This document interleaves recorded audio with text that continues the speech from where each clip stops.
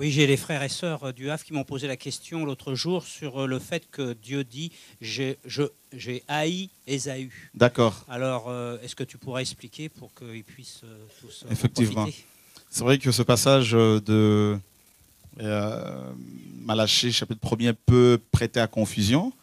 Et à chaque fois que vous lisez la parole de Dieu, à chaque fois que vous avez un passage qui vous paraît difficile à comprendre, il faut se poser cette question.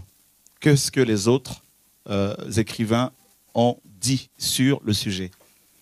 Par exemple, là, c'est Malachie qui en parle.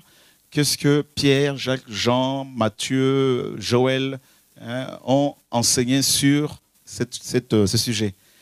Et de manière globale, qu'est-ce que les Écritures nous enseignent sur Dieu? Est-ce que Dieu peut-il avoir de la haine dans le sens où il va refuser d'aider quelqu'un? Non.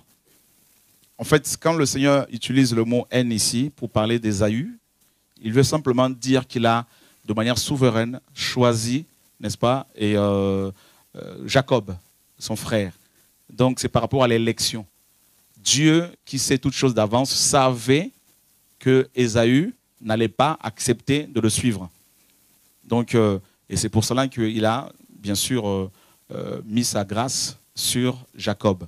Donc, et tu verras même plus tard que Dieu va demander à Jacob de bénir son frère Ésaü, qui était devenu Édom. Donc, ce n'est pas de la haine dans le sens où il va refuser d'aider, de parler avec la personne. Non, c'est le choix, tout simplement. Voilà. Il choisit qui il veut, il établit qui il veut, il appelle qui il veut.